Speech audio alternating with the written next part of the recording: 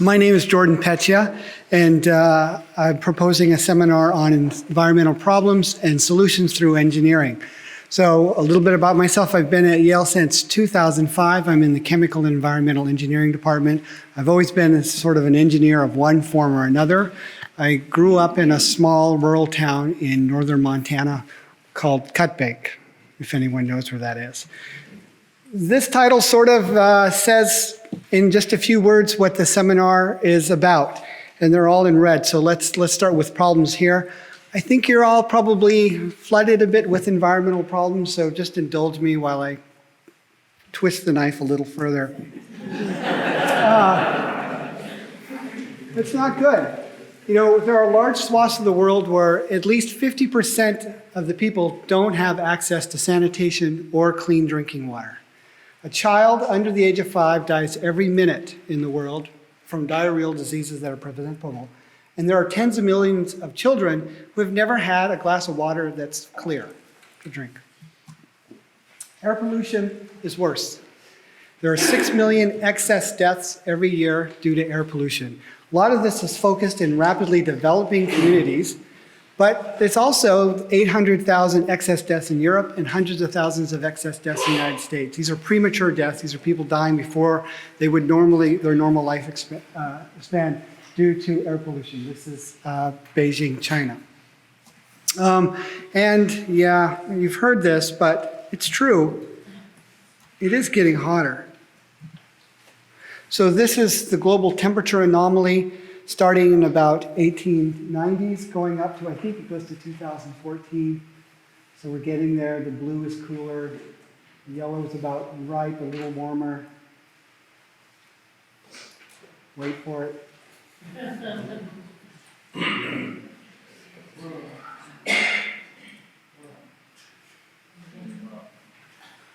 I think 2019, again, the hottest year on record. This doesn't just mean that we're a little hotter. There's lots of impacts.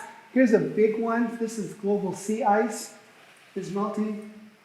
Climate data is really interesting. It's like a lot of environmental data. It's not a straight line. And you can argue about things for 1 year, for 2 years, for 3 years. But when you start looking at it for 30, 40, 50, 60, 100 years, trends become relatively apparent. Same thing. Wait for it. I think the big one here is 2012. Right. Now, the extent of sea ice in 2019 is right around here. So we went back down.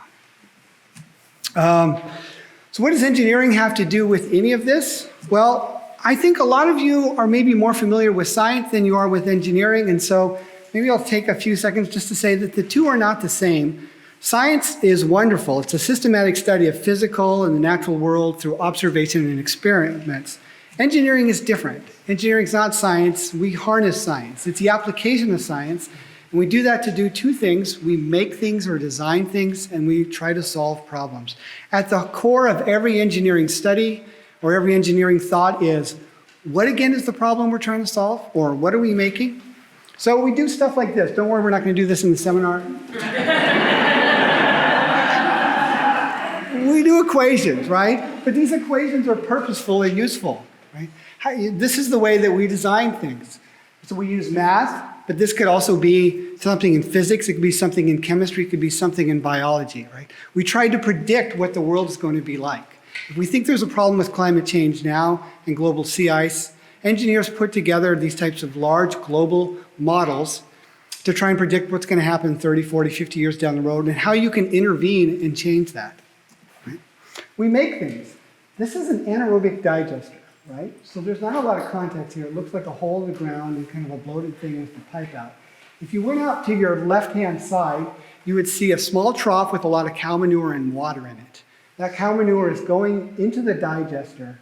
It makes methane. It makes so much methane, it puts pressure on this membrane and it blows it up. You turn on this valve, and this young lady is able to cook breakfast for her family on methane. Prior to having this digester in her house, she spent 3 to 4 hours every day collecting firewood in order to cook. And now she's able to go to school because of something like that. She also, it's the first time this family has been able to have breakfast because they don't have to collect firewood before breakfast. And it's not all bad. There's been a lot of successes with the environment and with engineering. We used to worry a lot about cholera. We don't do that anymore because we chlorinate our drinking water, right? Our gross domestic product since 1980 has gone up.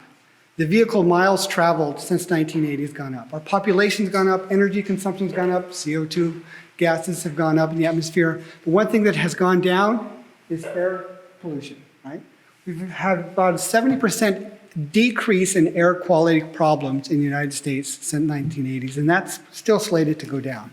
Things are better. The ozone hole. The ozone hole is still big, but it's getting smaller.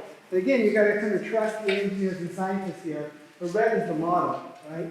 1971, it was small. It's bottomed out, at least. And now, hopefully, by about 2065, we're around, we won't have an ozone layer anymore. Right? Ozone hole. So, just in summary, this is some details about the seminar. It's STEM-based problem solving, but don't think of it as too overly technical. I consider all grades, and I've learned from before, is that by considering different grades, we really get some creative things coming out of this. The topics are thinking about some of our current problems and readings on that, case studies on some successfully addressed environmental problems, and then thinking about how to design and some basic tools about how to design things and how to make things. How to make any process, really, so we don't mess up our environment, because the engineers have done that too.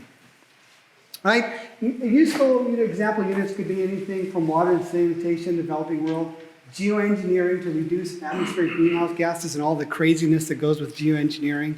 How about indoor air pollution and sensors in your homes or schools? Or what about the 80,000 or so synthetic organic chemicals that are our air and food and water and are not regulated and we have no idea about their toxicity? Right? And then I'll leave you with this seminar goal.